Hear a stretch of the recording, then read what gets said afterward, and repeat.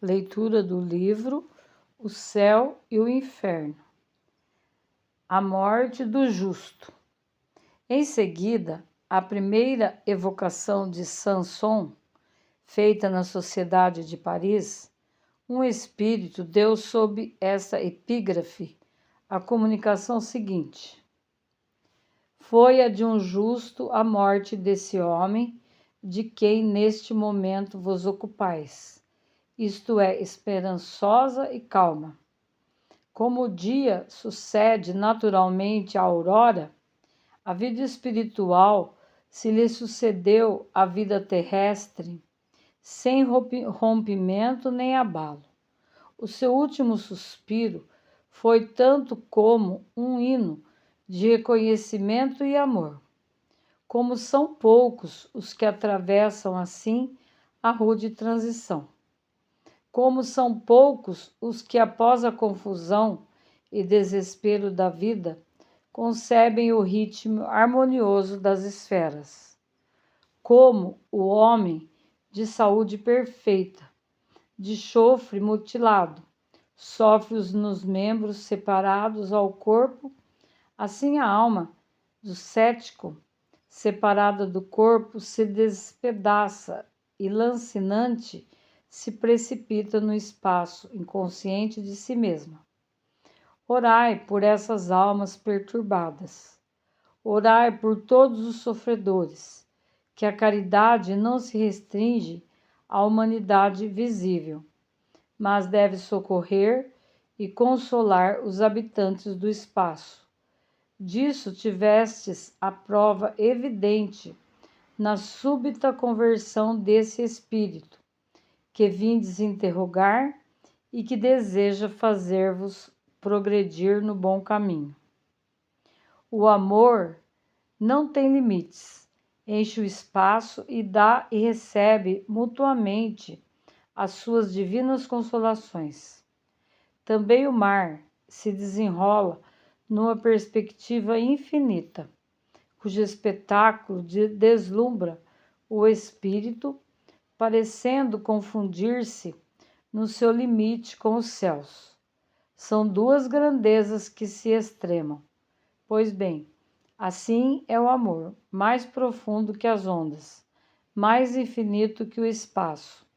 A todos vós, encarnados e desencarnados, deve unir na santa comunhão da caridade, fusão sublime do finito e do eterno. Georges. A alusão ao espírito de Bernard, que se manifestou instantaneamente no dia das equias do Sr. Samson. Ver a revista de maio 1862, página 132.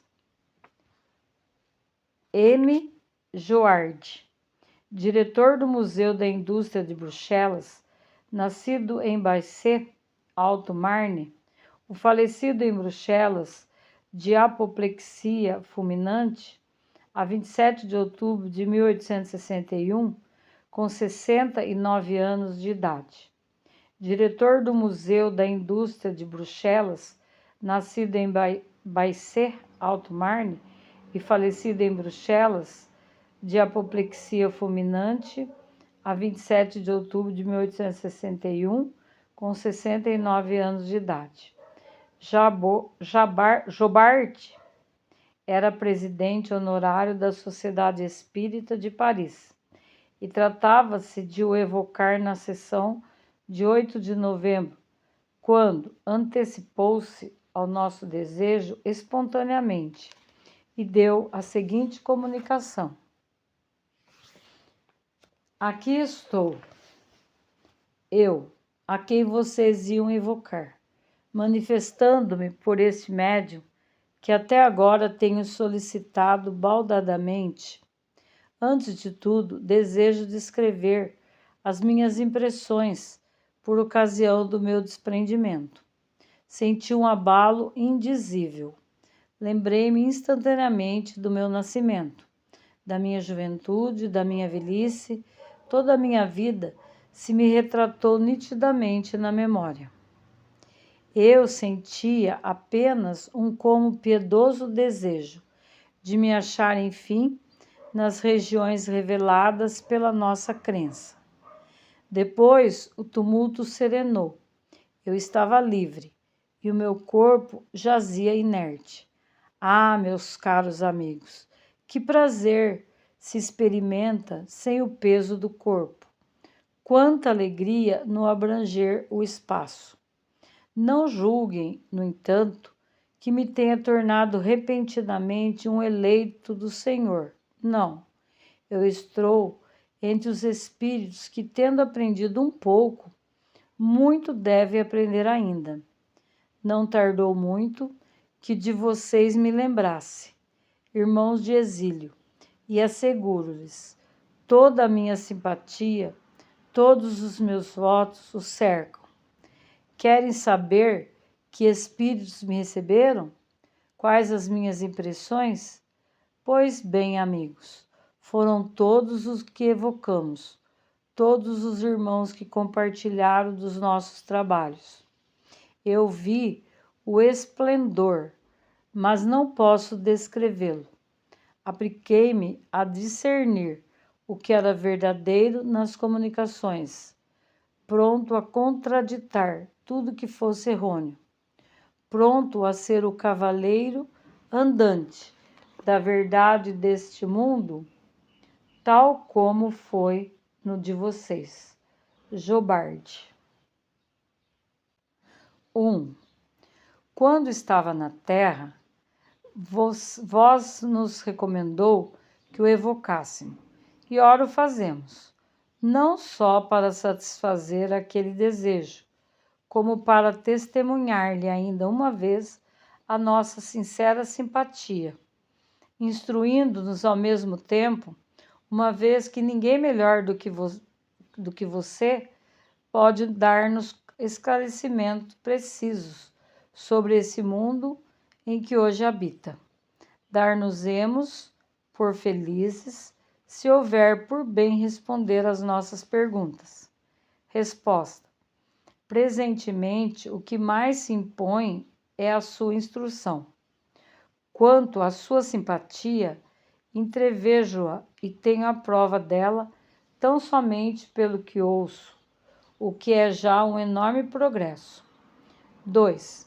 Para fixarmos ideias e não divagar, principiamos por perguntar: em que lugar você se acha aqui e como o veríamos se isso nos fosse facultado? Resposta: estou junto do médium, com a aparência do mesmo Jobarde que se sentava à sua mesa, visto que os olhos mortais, ainda vendados, não podem ver os espíritos senão sob a sua forma mortal. 3. Poderá tornar-se visível? No caso contrário, qual a dificuldade? Resposta: a disposição que lhe diz respeito é que é toda pessoal. Um médium vidente ver-me-ia e os outros não. 4. O seu lugar aqui é o mesmo de quando assistia encarnado às nossas sessões e que lhe reservamos? Aqueles, pois, que o viram nessas condições, poderão supor que você ainda está tal qual era, então, já que aí não está você, com o corpo material de outrora, mas com o corpo fluídico de agora, e com a mesma forma. Se o não vemos com os olhos do corpo, vemo-lo com o pensamento. Se não pode comunicar pela palavra, pode-o pela escrita, com auxílio de um médium. Assim, as nossas relações de forma alguma se romperam com a sua morte e podemos entretê-las tão fácil e completamente como outrora. É assim precisamente que se passam as coisas? Resposta: sim. E há muitos sabem. Ocuparei este lugar muitas vezes, e mesmo sem o saber, uma vez que o meu espírito habitará entre vocês. Chamamos a atenção para esta última frase. o meu espírito habitará entre vocês, que neste caso não é uma simples figura, porém realidade. Pelo conhecimento que o Espiritismo nos dá acerca da natureza dos espíritos, sabemos que qualquer um pode achar-se entre nós, não só em pensamento, mas pessoalmente, como seu corpo etéreo, que o torna uma individualidade distinta. Um espírito tanto pode, conseguintemente, habitar entre nós depois de morto, como quando vivo, ou por outra, melhor, ainda depois de morto, uma vez que pode ir e vir, livre e voluntariamente. Deste modo, temos uma multidão de comensais invisíveis, indiferentes uns, outros atraídos por afeição. É a esses últimos que se aplica a frase "eles habitam entre nós", que se poderá interpretar assim: eles nos assistem, inspiram e protegem. 5. Não há muito que encarnado você se sentava neste mesmo lugar. As condições em que ora o faz lhe parecerão estranhas. Qual o efeito da mudança do estado? Resposta: de modo algum se me afiguram estranhas as condições, porque o meu espírito desencarnado goza de lucidez perfeita para não deixar irresolutas quaisquer questões que encare. 6. Lembra-se de haver estado nas mesmas condições anteriormente à última existência? Experimenta qualquer mudança a este respeito, comparando as situações presentes e passada? Resposta: recordo-me das existências anteriores e sinto-me melhorado, por isso que me identifico com o que vejo, ao passo que, perturbado nas precedentes existências, só me apercebia das faltas terrenas. 7. Lembra-se da penúltima encarnação, da que precedeu a de Jobard? Resposta: sim, me lembro.